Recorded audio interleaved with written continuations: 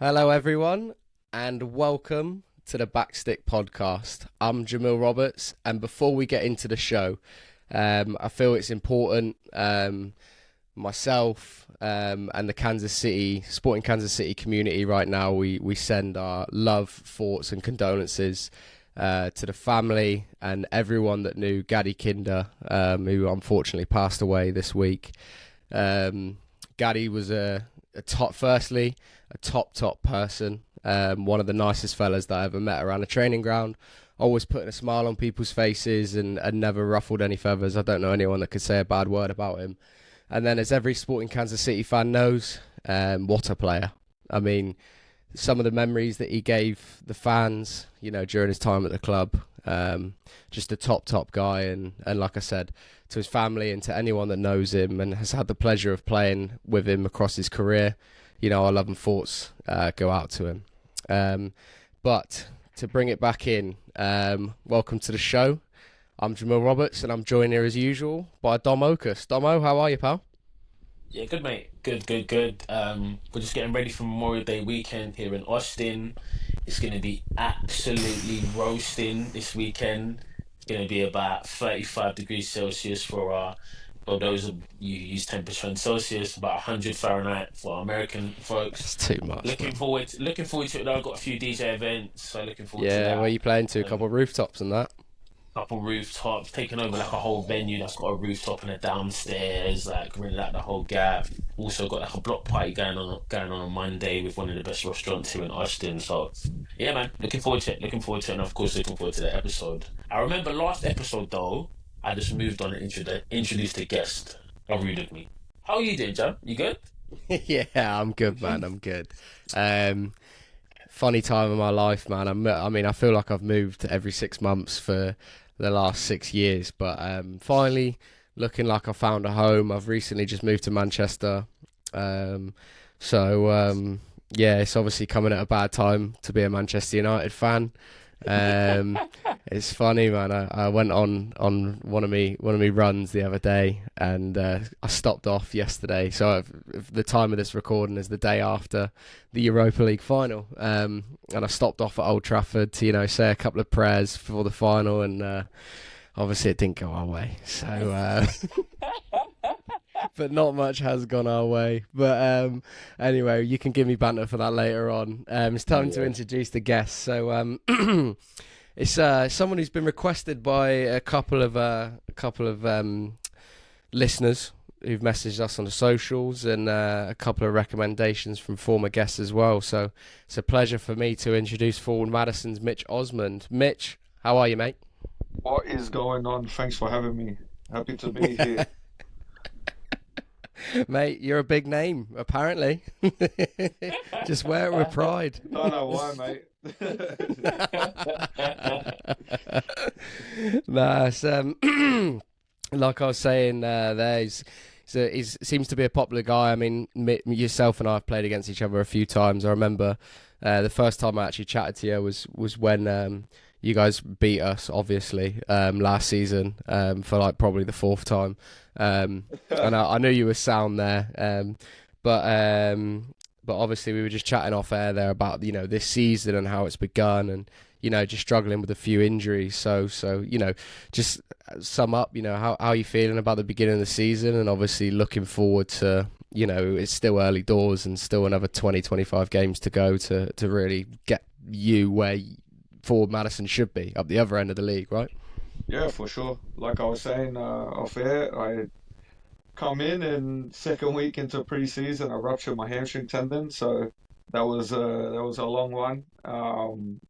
Came back from it, was back for about a month, and then tore my calf and fascia around it. So there's another month gone. So I think it's like 17 or 18 weeks of the year so far, and I've been available for four. So um, not That's probably ideal. eight. That's probably 8 games in the USL calendar. Yeah, no kidding. Huh? If it happened in August with our schedule, I would have missed half the season. Um, but but honestly. no, it's been a tough start for us with injuries. Mm. We've we've drawn a lot of games as well. Yeah. But I think, with the team that we have, and the luck we've had with other results, once we get bodies out on the pitch and healthy again, I don't see why we won't be up the top end by the end of the season when it matters. Yeah. Yeah, and do you think that points to, I mean, if you can draw any sort of positives from it, right? Do you think, having injuries and setbacks, not just yourself, like you said, throughout the whole squad, Yeah. if anything, does that point to at least some resilience that the squad's got?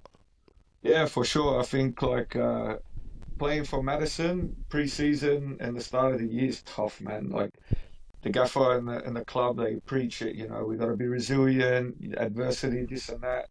And it was like, all right, we got through that part, and then boom, just one thing after another. So I don't think there's any more adversity for us to have.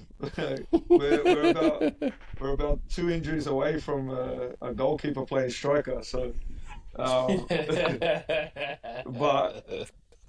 no, it's like the feeling this week is that, man, it's felt like everything has gone against us, and the group is still really strong, and we're still, even though results are, I mean, we lost the first game, we haven't lost since, but like we're playing better and better every week. We're starting to look more and more like Forward Madison, what you would expect from us. And I think that, yeah, within probably the next month, the narrative around this group is going to change. Yeah, for sure. And I mean, it wouldn't be us talking about Madison as a club and whatever without sort of mentioning the support and everything that you guys have around the city and the attendances that are every game. I mean, if that's not motivation to get back on the pitch, I don't know what is. Dom, I don't know if you've ever seen it down there. Like it was always my favourite away trip, just because you're playing in front of like not just a crowd in terms of volume. Like you're playing in front of a crowd that are giving you stick for 90 minutes. Like they're on your back if you like any bad touch, and it's like it's real. It's real, and but then on the flip side of that, like they adore them lads. Like that must be some motivation to make sure that you guys kick on now and start to really put a run together. Yeah, 100%. And I think you probably know actually from previous years to maybe comparing to last year, it's the crowd has developed along with the team. Like when I first came, this is my 4th year here. When I first came, I felt like it was just too nice. You know what I mean? It was fun for away teams to come because everyone was so kind and welcoming, and I was like, nah, it has to change. And I think last year, we only lost 1 game at home, and a big part of that, I think, was the crowd. I mean, they're a bit more rowdy, a bit more involved, in tune with what's happening in the game. Like Joe said, it's they'll pick people out, and if you make a mistake, they'll be on you, and you need it, Yeah, mate, I was getting it because I was the wide players always get it the worst. Yeah, mate. Wide players, 100%. Honestly. Mate, I'll never forget. Not on the so first and foremost, like I never normally bite, like ever. But I can't remember which game it was, but it wasn't the side of the stadium where you've got like the main stand there. It's where like the boxes are on the other side. Yeah, so I was playing there in the first half, and I'm having a stinker. Like I'm having one, right? And obviously, like I've still got the mullet, but like it's a lot tamer than what it was last year, and it would look like fucking Simba's mane at the back there, and like. And basically, like, imagine, like, I've got probably one of the most sticky out bastard barnets in the league, and then, like, coupled with the fact that I'm having a stinker, I can't pass 5 yards, and this geezer's just giving me pelters, like, over and over, and every time I took a throw in, every time I took a touch, this and that, blah, blah, blah. And then basically I've smashed one of your lads, and it's a foul. Like, I've done it, like, to sort of lock myself in a little bit. And he's give me one, and it was just the first time I turned around, I was just like, fuck off.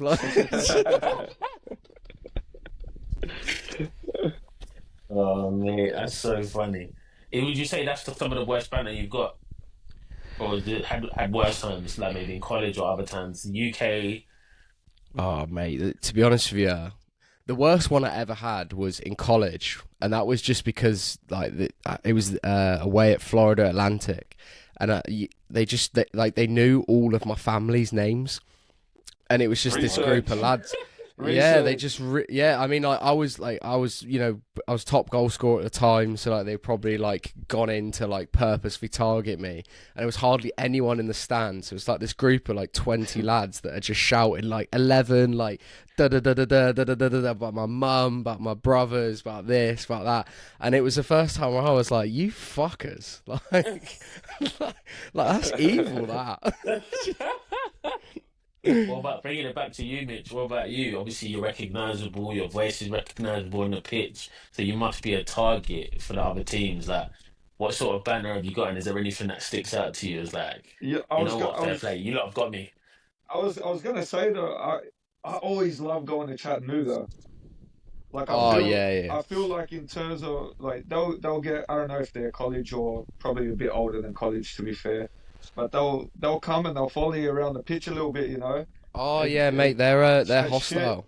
Yeah, they're Yeah, yeah. hostile. They're real fans down in But Chattanooga. Real yeah, fans. it's not like you'll go places, you know, Richmond, whatever, and it's there's maybe more people, but the banter is shit. You know what I mean? Yeah, yeah, yeah. They've just got It's that like, little yeah, pod in the corner, haven't they? you're really bad at soccer, you know, like just rubbish, absolute rubbish. And but Chattanooga, it's like, yeah, they'll go for you. They'll find out Oh about yeah, family, and you know what I mean, and Yeah, they'll shit talk you. I love it. I love it. yeah, yeah. yeah. It's good. It's good. It's a good fan base down there in Chat, and yeah, the numbers have dropped a little bit this year, but hopefully the with the club sort of at least stabilising a little bit in the playoffs this year, hopefully they can Yeah, yeah. keep I the hope so, man, attendances where they because have like been. you want those games, you know, like Mhm. you want those games where the crowd's Good for the involved, league. and yeah, 100%, Yeah, 100%. nah. Well, just bringing it back to you, mate. Obviously, I just want to touch on bringing it sort of back to back when you were in Oz, and I'm not sure if you're actually familiar with this, but I actually spent 2023 playing the NPL. Yeah, I did see that. Where were you again? Um, I was at Penn Power in Queensland. Beautiful, beautiful, good part of the world. And yeah, mate, I absolutely loved it. Like, but for me, like, I knew I couldn't do. I signed a 2-year contract, and I knew I had to leave after a year because it wasn't good for my career. Like, I felt like as an Englishman going to Australia, I was on holiday every day. Yeah, So yeah, like, yeah. you go from like this high professional environment, and mate, like I was on the beach drinking beers like 5 times a week. Like I was the heaviest I've ever been. Like Yeah, I wasn't playing well. Like, and I knew like if I do another year of this, I'm gone. Like I will not play football at a decent level no, ever that's fair, again. that's So, fair.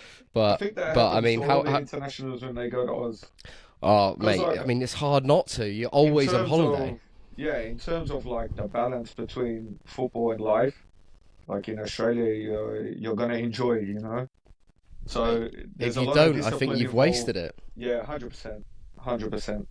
I think Um, it's no, go like, ahead. yeah, no, and like I was literally just talking to my boy Sammy today. It's his birthday, and like I was saying to him, like I'm gonna go back to Brisbane next May, and like I Yeah, can't wait because like I'm just going purely for the holiday. Like I yeah, ain't got to yeah, worry yeah, about training or yeah, nothing yeah. like that. So that's 3 weeks for me to pork up a little bit. No, it's a good balance life and football if you can get the balance right, you know. Yeah. But especially as an international coming over, if you're not used to it, it'll grab you and pull you in, you know. Yeah, yeah, and I mean, like, just on that, I mean, where did you, growing up, where did you play, and what, the clubs that sort of, I mean, Yeah, developed you before you went to the States? yeah. So my development was Sydney United. I came through at Sydney United. I debuted at Sydney United in the first team. And it's a bit different nowadays, like since the A-League's come in. But Sydney United is traditionally one of the powerhouses of Australian football in terms of Yeah, yeah, for developing, you sure. know, like um, Mile Jedinak, he played and came through there. Won the Europa League as the assistant yesterday. Graham Arnold, Robbie Slater. Yeah, I had to slip Jeez. that one in. I had to slip that one in. Nasty. Slater Dagger. as well won the Premier League with Blackburn. Yeah. Graham Arnold managed the national team in the World Cup. It's a great setup, a lot of history, good coaches. I was very fortunate to have come through there, and then I wanted to try and get a bit more first team minutes, so I moved around a little bit before coming to the States. But it just wasn't happening for me, and I think I fell a little bit into the not managing the balance, like what we were just Okay. talking about, in those like kind of crucial years. Do you know what I mean? I just was going out too much and enjoying myself a little bit more than I should have, when I should have been, focusing on my football. So I just felt like, It's not easy, man, though. Like, I mean, nah, I it's can not, attest man. to it. It's It's not. really not. And I think, you know, people, they have this sort of, I don't want to call it a false opinion, but this illusion that like footballers, they go to training and then they lock the door and they get home and they're not allowed out. Do you know what I Yeah, mean? Like, nah, no it's just not chance. how it is. And when you're a young kid, surrounded with those surroundings, like Yeah, Sydney, like yeah, Queensland, exactly, like paradise. exactly. The temptation's there, and like even the top athletes in the world will break at some point, For sure. even if it's just for a split second. So for someone who's like maybe just trying to figure it out, I get it, mate. I do. Yeah, yeah, and I think as well, like when I was, I started training with the first team when I was 16. I debuted at 17 in a cup game, and then I went over on trial to Dinamo Zagreb. Because Mhm. Sydney United's background is Croatian, so there's an Yeah, affiliation yeah, there. yeah. There's a big Um, Croatian presence, isn't there, yeah, around like huge, huge Australian football? in Yeah. general, yeah. And then yeah, I went over there and I had some issues with the visa, and it didn't work out for me to stay, and I ended up going back to Australia. And we have like this, maybe you remember and noticed it, but I'm not sure so much how it is in Queensland, but we have this like mentality that if you don't go to Europe or you're not playing first team football in A League at 18 years old, like you're done, you know? Yeah. So Yeah, yeah. I was It's the turning same. 18, and I came back from Europe and I was like, it's over for me. Didn't have really good guidance. So, um, just made some bad decisions, and coming over to America was like my way of one last shot at it, you know what I mean? Change my environment, see if I can knuckle down a bit better and see what happens, you know? Yeah. I think that's true, man. And I mean, Dom, I'm sure you'll agree with me. Like, I knew, and I still now, I know that if I was to move back to my hometown, I think like my productivity, like in Yeah, life, in football, would just do that because there's just all the influences of your mates, of the home comforts, of this, of that. Like I don't think I could ever do it. Like Dom, if you was to move back to London, like, would you think you'd live in the same area of London? Yeah, it's funny that you say that, right? You use the word comfort, and I think that's exactly it. Like being comfortable can kill you. Yeah. That's what I think, right? And I think I always say, like, moving to America at 18, staying out there, moving to DC, then I moved back to London for a bit. But I was home for maybe a year, and then I ended up getting a flat. Me and my brother got a flat and like moved out. And that was like one of the best things ever. Just to like not be under my roof and be comfortable. Like if I don't, it sounds stupid, yeah. But little things like if I don't wash my plate, my mum will do it. Or if I don't do Yeah. my laundry, my mum will do it. And then you move out, and it's like, oh yeah, that cup that you left 2 days ago is still gonna still be there when you get home. there. Do you know what I mean? Like, it's just a little thing. So no, I completely agree. Like, I think everyone, at minimum, should like move away from home for some period of time, right? Whether it's for university or for work or to go traveling or something, but just get away from your comfort zone for a little bit. And there's a lot of growth in that, a lot. And I think we can all attest to that having moved to the US.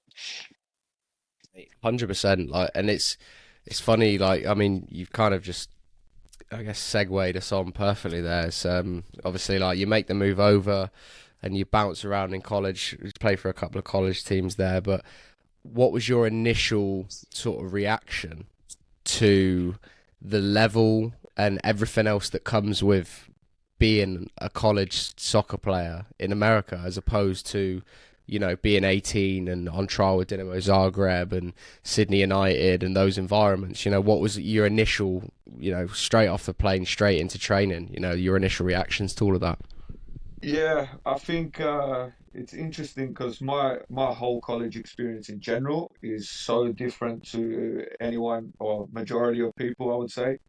Um, First and foremost, I didn't uh, pick the school until like right before I came over, and like the NPL runs off the calendar year, right? It's not Yeah, on the yeah. European calendar. So we ended the season. I didn't re-sign because I thought of coming over to America. And then when I done the NCAA clearinghouse, I didn't get any eligibility because of where I played and I'd been paid, right? So the NAIA back then though was like the Wild West. They didn't ask nothing. Oh, mate, You know anyone what and I mean? everyone. Like Yeah. you fill Messi out a could go couple, play yeah. 4 years. Like I mean, Gemma, you know, like the guys, our average age at Rio was 25 years Mate, old. Like mate, it's ridiculous. Yeah, the Wild so, West is a perfect way to yeah. describe it. So like I like I said, I hadn't re-signed at my club, and I fully committed to going over, and then yeah, the rug got pulled with the NCAA, and then the guy that was helping me go over, he told me about the NAIA, and he said he had a mate that was a head coach, and they would, you know, give me full scholarship, and they'd let me leave after a year. They said like, play 1 year and you can go. And I was like, all right, this is pre-portal days, so that's a big deal, you know. Yeah, yeah. Um, and the school was in Northwest Indiana. It was like 25 minutes from downtown Chicago. So I was coming Cool. from Sydney. I was like, all right, I want to be in a big city. Um, so yeah, I will do it. I didn't really look into the level or the program or nothing like that. I kind of just got on a plane and went, and I showed up, and oh man, I can't. I don't want to speak too badly about it because they served a good purpose in my life, you know. But I can't even describe how bad that level was. Like, Oh, oh, God. honestly, and after a couple of weeks, I was like, I think I should just get on a plane, go home. Like, this is. I don't even think I can do the year, you know. And I ended up sticking it out, meeting my missus, and then I'll preface unplanned. Um, we found out she was pregnant. Um, so I had my son in my sophomore year, Wow. and so that year I was meant to go to Rio. So that's when I went out to Rio and went on a visit, trained with the boys, played in a spring game. It was like the Jeremy Dehood, Ben Martinez team. Yeah. Um, and and yeah, so I committed to go there, and then obviously I found out about my son, and I called the gaffer, and I was like, listen, I'm gonna stay. I want to be here, and he was like, completely respect it. And then I stayed, and I didn't really know what was gonna happen. And we had the baby, and they so fast forward a year later, or whatever it was, and Raya had just lost the national championship final. And on their way back from Florida, the gaffer called me and he was like, what do I have to do for you to come? He's like, we'll do everything. And so he was like, we'll get your wife a job. We'll have daycare for the baby. We'll find you a place. Like obviously full Wow. ride scholarship, and Nice. Amazing. yeah. So um, my father-in-law, and he was like, just go. If it doesn't work, it's a short period of time, you know. And so I thought, all right, we'll do it. And then it didn't work out, like make sense for for my wife to come with my son. So they stayed in the Chicago area, and I went to Ohio. So I was away from them, and purely financial reasons. And the job she had, it was making more money. So yeah, I transferred to Rio, and I blew out my ankle like completely after I think it was 7 games. So I like chipped the cartilage out of my ankle. I broke 2 of the bones. I tore No. three of the ligaments. And I had to have a full reconstruction. I didn't walk for 5 months. So um, Wow.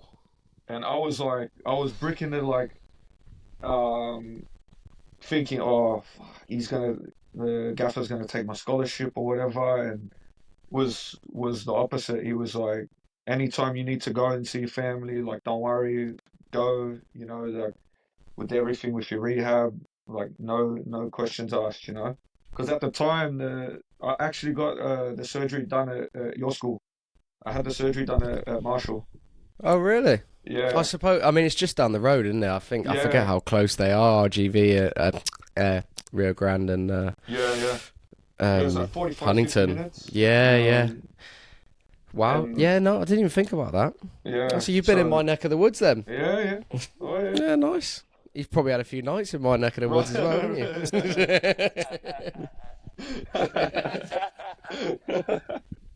No, no, but yeah.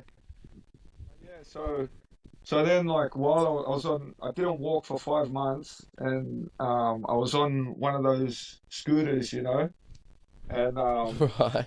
I was just struggling, man. Like, so I had my son at the time he was 8 months old, and I had him come out and stay with me on campus for like a month before my surgery.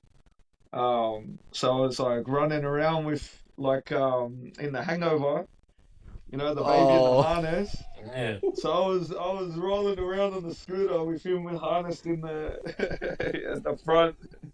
Um, but that's everyone, brilliant. like That's hilarious. all the boys would pitch in. Like I had to work at night to send money back, and like my teammates would help me put him to bed and stay with him while I would work until midnight, and um, like class guys, and managed to get better after a year and play my senior year, and then yeah, got drafted and been kicking on since. Wait. Pause. You can't just say, well, I had a baby, I broke my ankle, all the trials and tribulations. Couldn't Then I played, then I, work. then I Sorry, played my couldn't se- walk. Yeah, couldn't walk. I was on a scooter. My teammate was able to tuck in my son. Then I just played my senior. Then I just played my senior year and got drafted. Right? Let's Literally. let's dive into that. So, how does a player, right? And for those who are not that familiar with the US collegiate system, most players who get drafted will be playing for a top 25 team in NCAA, right? So, Yeah, like Jamil, you'll be playing for a Marshall that maybe just won the national championship. How does a player who's not played their junior year, only played their senior year at an NAIA school? Rio Grande are a good school, to be fair, in NAIA. But how does a player like that end up getting drafted? Is it because of what you were doing in the PDL at the time or yeah, something else? yeah. Right. Definitely PDL. Like going into that junior year when I got hurt, we made the final, and I was team of the year, defensive player of the year in League Wow. Two, and then when I got to Rio, like we were flying. I think we won our first 7 games in a row. I'd scored like 3 goals from centre back, and was doing really well. And to be Also, honest, anything that wasn't a header? nah, they were all headers. Three, there were 3 headers. Um,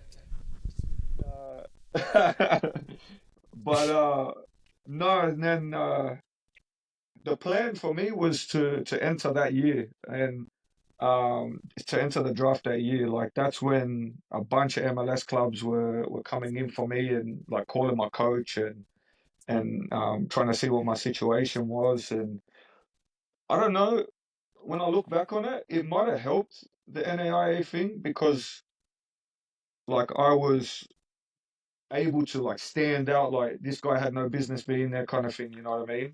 Right. Yeah. Because I got a bit of attention on me from playing in the summer.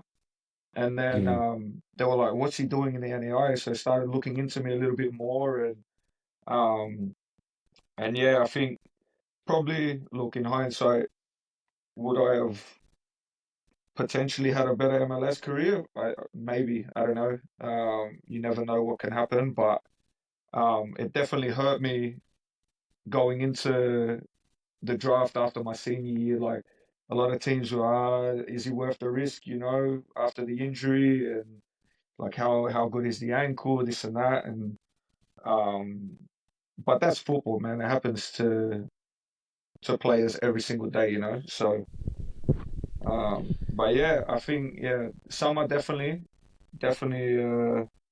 boosted my stock, and then I think just standing out in the NAI helped as well. Yeah, I was gonna kind of dig into that a little deeper. Obviously, you know, another friend of the pod, Matt Bentley, went down to Minnesota as well. So, what was the experience like? Obviously, you know, was it? Were you weren't you should surely weren't a virtual draft. Was you? Did you go up in person or No, was this? no, it was I was the last year of like the proper combine and Yeah, draft. So my year was when like you probably remember you go down to Florida. You know, they I'm put you jealous up of you, at mate. the I Ritz watched it on, Carlton and mate. Yeah, I watched like, it in my flat at my desk, playing Call of Duty with my laptop next to me, just seeing it come through. yeah. Not better at all. Like, you know. I'm happy for you, mate. Um, no, and like it was a weird experience. I think like you would agree with me as a foreigner that's not used to like US sports and the system. Oh It's yeah, just like a 7 day gauntlet, you know what I mean? You're going down there and you're training, they divide you up and but like you're all in the same hotel, you got your own like wing of the hotel that's just for the players and um clubs will come yeah. and The hand you combine's so they'll come weird. and they'll come and hand you like a little slip with a room number at a time and you go meet with different clubs and it's just strange, man. Honestly. Yeah, very so weird.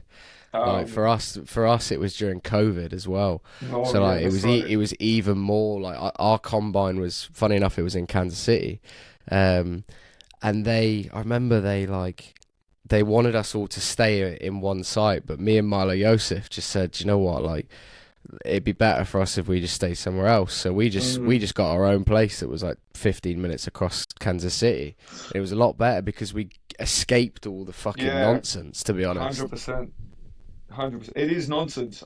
That's the best way to Yeah. put it, is nonsense. Especially like when you get back to the hotel, you're just there amongst each other, everyone talking, and yeah, it was a unique experience for sure. Yeah, honestly. And then obviously, you know, your name gets called and you go down to Minnesota. So what was it like? Obviously, stepping through the doors, you know, the level's gone up. Hmm. Um, you know, probably where you felt you belonged a bit more as opposed to the NAI level as a whole. So what was that like making that jump back to, you know, the level that you felt like you should be at? Yeah, yeah. I think like it being Minnesota. So when I was finishing up my rehab for my ankle, um, I went to Minnesota United, and I trained with them, and I finished my rehab there. So I had already been there, trained with them. Like I knew the team, the staff, like backroom That's staff, good. everything, Yeah, and that's good. like you would know when you go in, like those little bits of comfort, they make a difference. And like when I went back, I was so comfortable already and knew everybody and was really, really happy to be there. And um, yeah, and then like you say, like with luck, I mean, halfway through the preseason, the club ended up buying Icapara for like Yeah. $1 million, and that Was kind that of from Kansas City? from Did Kansas. they buy Ike? Yeah, Yeah, yeah, yeah. yeah. They bought him from Kansas City, coming, MLS Defensive Player of the Year, and they already had like quite a Thanks for few centre coming. halves. Yeah, exactly, centre halves Chill out. Literally, on the like roster, and I was like, it's "There's a no cruel shot. world. I'm gonna get game time." So I ended up going to Indy for the next couple years in the 11. Did you get signed, or sorry, I missed that bit. Did you No, get signed? So you went straight from Minnesota yeah, preseason and because then to my India. agent was saying, if you sign anything, if they give you a contract and you sign it, they're gonna send you on loan. And I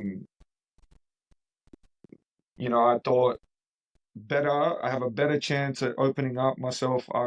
At the time I thought I'll go to Indy. It's a big USL club, and Hmm. if I do well there, then it won't just be Minnesota looking at me. Like, I'd open myself to more of the MLS, and um, way harder than than it seems in theory. That's for sure.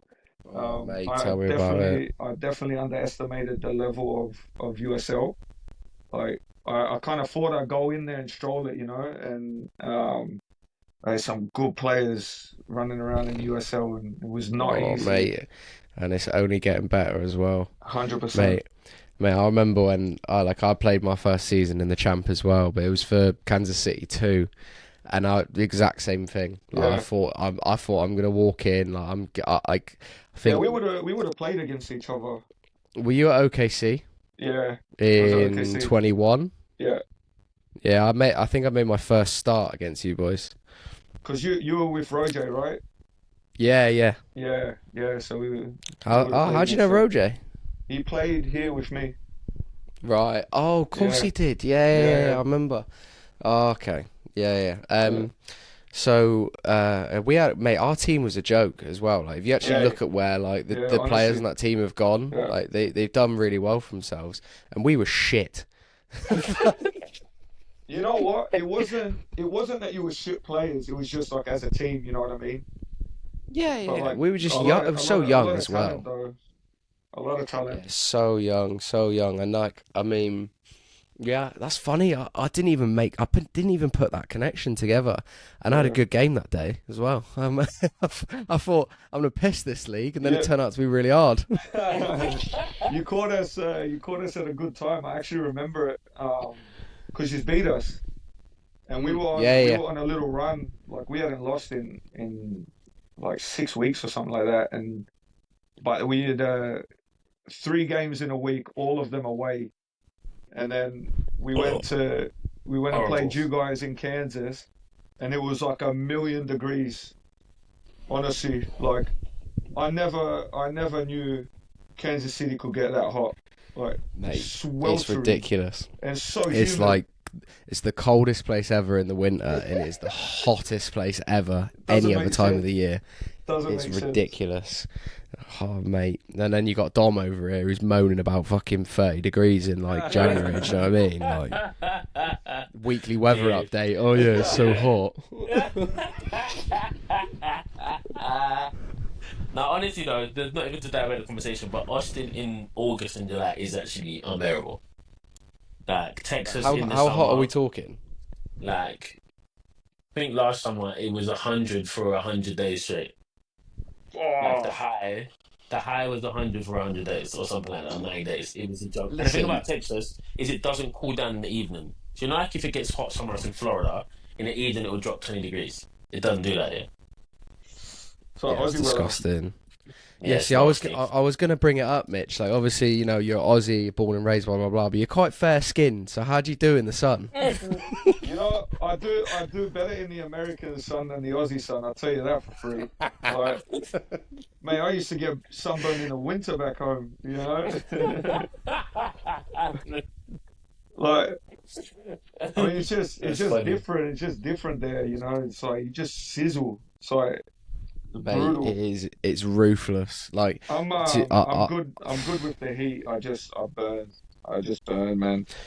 yeah. Do you would you say? I mean, growing up, because a lot of lads, at least from England, don't they? When they go over to the States and they start playing in the heat, they moan because we just never had it growing up. Do you feel like you're just accustomed to it? Yeah, 100%, 100%. I think Dom is not. No, you know what's funny? This will make you boys laugh. The first time I ever got a tan was pre-season 2015 when I was This guy said a fucking tan. I'm a dark-skinned black man, and I got a tan. I couldn't believe it. I said I can put the picture up, yeah. There's me in the mirror. I've taken a picture and sent it to my boys' group chat. I'm like, look, lads, I got a tan. Look at this. Here is like the colour of my face, and all down here is like dark. I am like, what is this?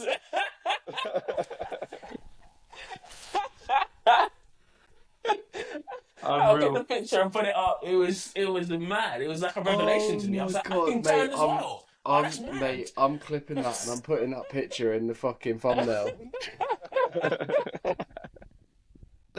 That is amazing. So good. Oh my god, mate, I'm sweating. That sent me that.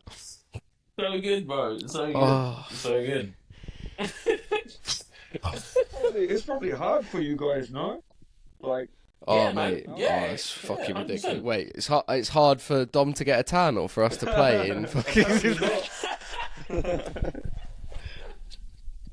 just had to get away from the grey skies.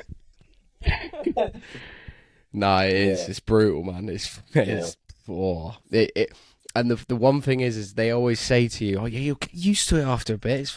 Never get used to it. Never.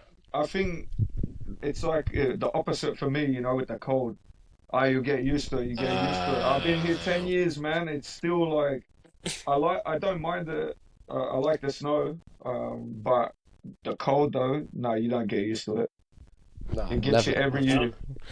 Do you know what it is with the heat as well? Because a lot of pitches are turf. Yeah. If you're in dark-coloured boots, Yeah, 100%. your feet are on fire. Like, Game over. mad. Bottoms of your feet are finished. I had to bring this up, Jomo.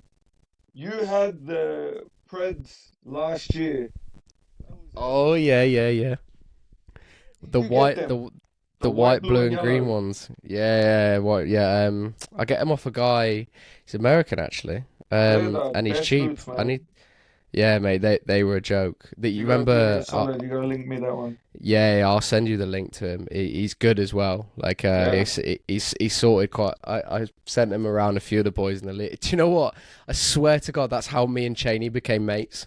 I swear to God, we were playing you lot at our place, and he looked down and he like commented on the boots, and then after the game, he waited for me and like got my Insta, and then says send me the link. I'll find it and I'll send it to you after. I can't remember off the top of my head. Chaney's that guy that he is the biggest bastard to play against, and you think he's the biggest prick in the world. What have I told you? But honestly, he's one of the best blokes I've ever met in my life. Yeah, he was class. He was class on here. And he was personality, mate. Honestly, exactly. One of the biggest in the league. Literally.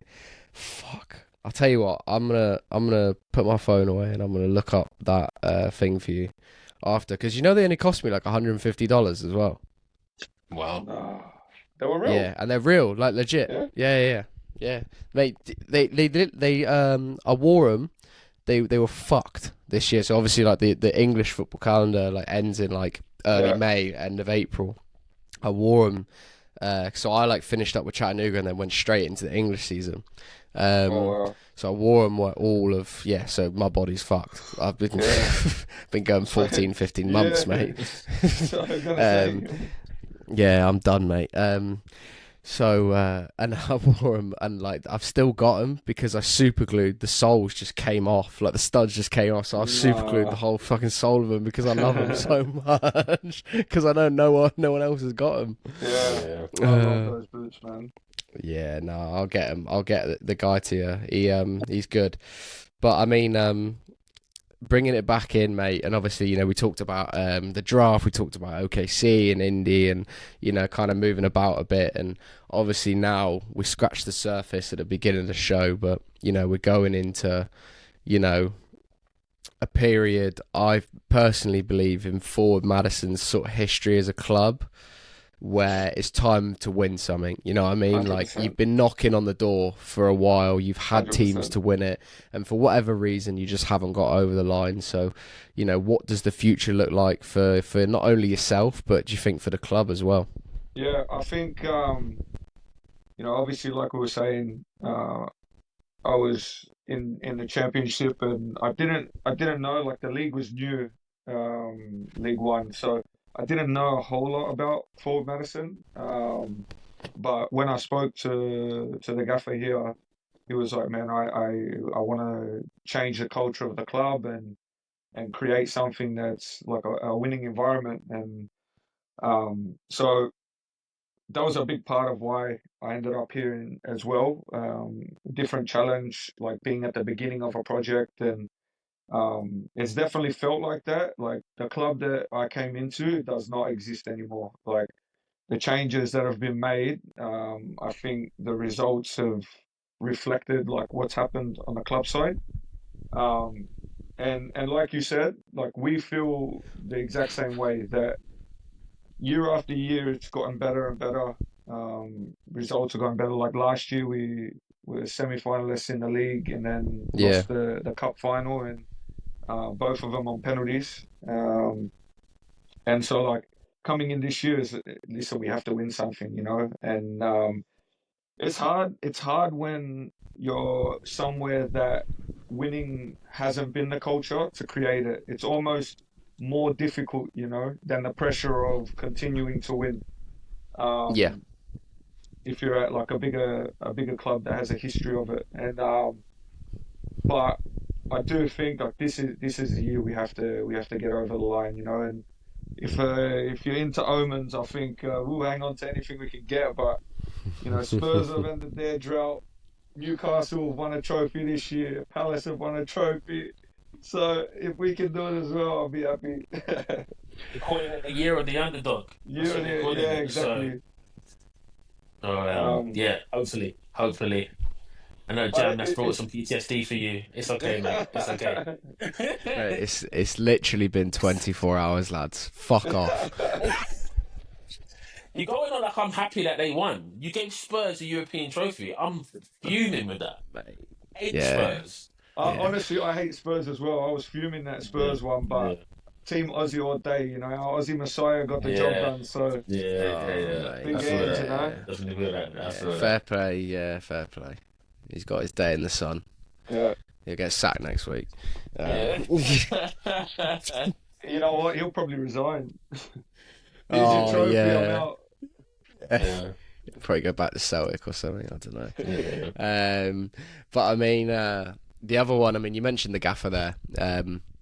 And to me, like, he always comes across as someone who's, I think the phrase I would use is quite like self-assured. Like, he seems, at least from the outside looking in, like he's got full control of that organisation. He knows how things work. He's sort of, like you said, changed the culture from when he's come in. And not only that, like, you know, I've never spoke to him outside of, you know, like at the end of a game, but he always seems like someone who he's comfortable in his own skin, and like he knows what he's doing. So what's it like to, obviously you worked under him for more than a couple of years now, you know, what's he like on the training ground, and, you know, just give us a little insight behind the curtain on there. Yeah, I think first and foremost, he, like, as a person, he's as good as they come. I think maybe even to a detriment, he cares so much about his players. You know what I mean? Like, he'll never close the door on a player. Like, doesn't matter what happens. Like, he'll do anything, give you the shirt off his back. You know. And as a coach, I think he gets a lot of buy-in because of the way he plays. Especially in USL League One, there's not too many teams that have an identity like we do, and play the way that we play. So three back, you know, like you associated with Forward Madison, like.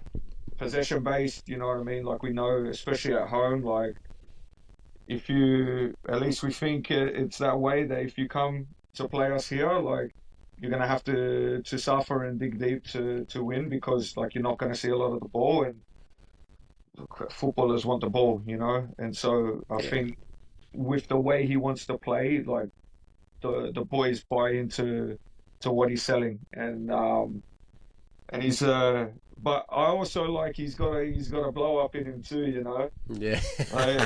He's definitely, and he's a big fella as well. So Mate, he's a big boy.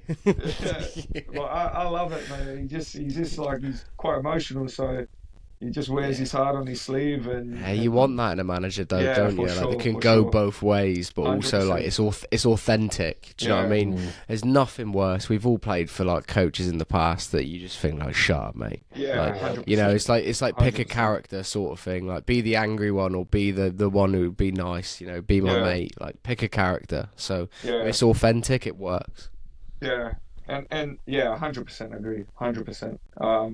And I think just as a manager, he's gotten so much better as well over my time here, like balancing that kind of being who he is, but doing the best thing for the team as well, like the big picture stuff. And yeah, I mean, I feel we both came in at the same time, and I've captained the club since I've been here, so it's like it's one of those things where I kind of want to win it with him, you know what I mean?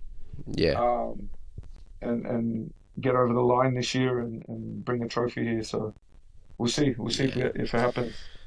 Yeah, for sure, man. And listen, like I wish yourself and the gaffer and everyone at the club, you know, all the best with that, because, you know, from an outsider looking in, like, it is a club that deserves to win something, with the backing from the fans, from the city, and, you know, I mean, I'll be completely honest, it was always somewhere that I thought like I would fit in, as in like just looking at the system and whatever. I thought, you know, like I wouldn't mind stepping in a left wing back for Madison and playing in front of 5,000 a week. Do you know what I mean? So I'm trying to get scouted, bro. What's going on here? You know, so Matt Glaeser, you know, I'm actually, as of May 31st, I'm actually a free agent. So hey, if there's ever a time to put in the request to get over, you need players. When we got 6 players.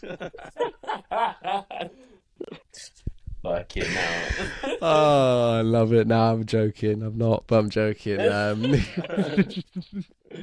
But anyway, no, it's come to that part of the show where I'm gonna hand it over to Dom here, where Dom's gonna you can see him there. He's getting into his alter ego. So he's gonna run you through our staple piece of the show. So he's gonna run you through extra time on the Backstick podcast.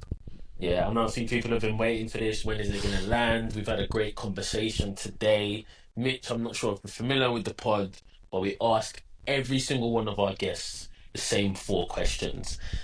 Described, you know, opening up that I get into my alter ego on the social medias, the Instagrams, the YouTube. They call me Steve Harvey with a skin fade. Now, I don't have a skin fade right now. I haven't got a trim, but that's what they call me. Dead. So, the first question is, who is the best player you've played with? Jose Garcia, like on my team, yeah.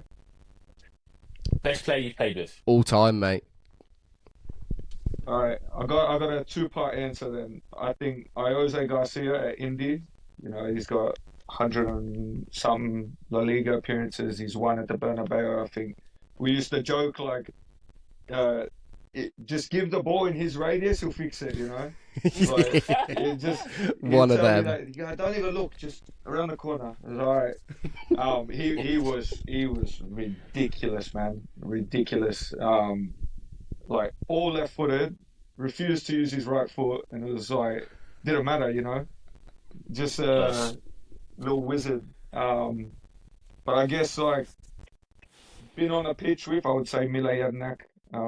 When he was at Palace, he would in the off season come back to Sydney United and train a little bit, and we were both actually injured at the same time. So like one of the cool moments in my life is being able to train with him one-on-one on the during rehab, and what a guy as well. You know what I mean? Like Nice. top pro. Yeah.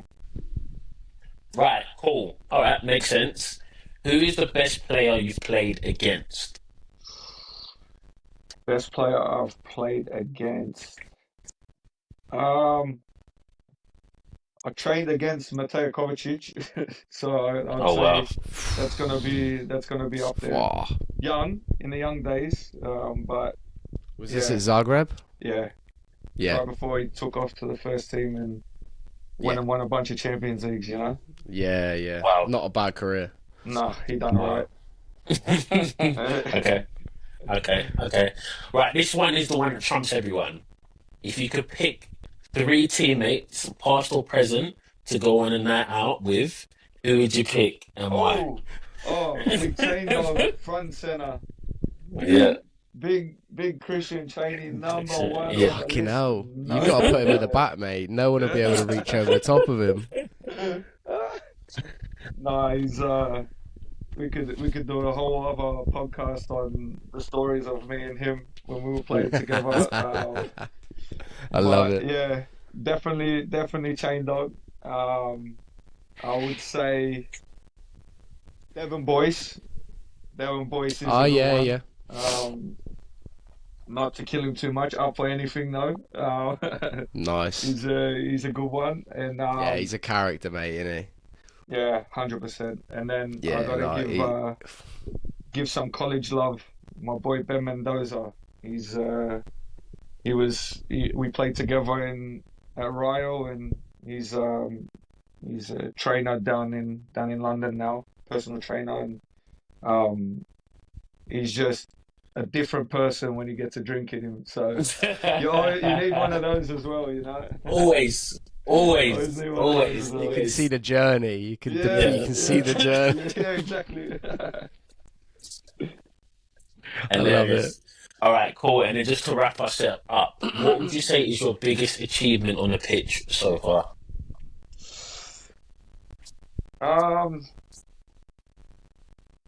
I would say probably getting drafted after my injury.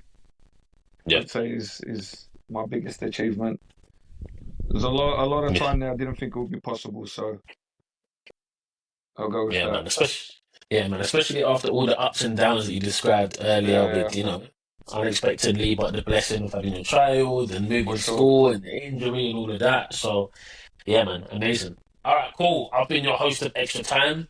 Kick it back to Jam to close us out. Love it, mate. Yeah, just to kind of go extend off that as well. It's something that I feel like I say it most weeks, mate, because it at the end of the day, it's the purpose of this show, right? It's to kind of highlight for USL fans and MLS fans and US soccer fans in general, NCAA fans, and there's so much more that goes into just a kid getting drafted. How many people before we've just had this conversation will know that he basically had to reconstruct his whole fucking ankle and raise a child and have a job to support his family and play well on the pitch just to get, you know what I mean? It's ridiculous. And Crazy. to have to people have that context now of how much you had to go through to get to it, man. Top. Honestly, top. Huge respect for me. Huge respect. Appreciate it. And yeah, but like Dom said, I think it's a good time for us to wrap up there. We're coming on an hour, on the dot actually, by my count. So yeah, if you've made it this far, you must have enjoyed the show. So I need you to do a couple of things for me. I need you to go like this one on the YouTube. I need you to go follow on every social media, and once you've done that, you go back to the YouTube and you subscribe to the YouTube. One other thing that I want you guys to start doing is when you're listening, whatever platform you're listening on, whether it be Apple Podcasts, whether it be Spotify, Google Play, whatever, leave us a review. Tell us how we're doing. Give us a 5 stars. If you think we're shit, give us 1 star. But just give us something. Do you know what I mean? Let us know that we're doing all right. But Nah, seriously though, we appreciate the love, we appreciate the support. Keep sending us in the DMs. You know, this show wouldn't have happened without, you know, a couple of recommendations. You know, and kind of accelerating Mitch up the kind of the short list of guests that we had anyway. So we appreciate the love and support, and yeah, long may it continue. We're back, and you know, we had a little blip where we got a bit busy. So yeah, we're back, and we're back on it. So On it. we're on it. It's summer, coming into summer, and on it in a few more ways. So yeah. Right, as I said, it's a good time for us to wrap up. So as I said, thank you ever so much for listening. From myself and from Dom, Mitch, thank you for coming on the show. We really appreciate Thanks it, for mate. having me, boys. This was good.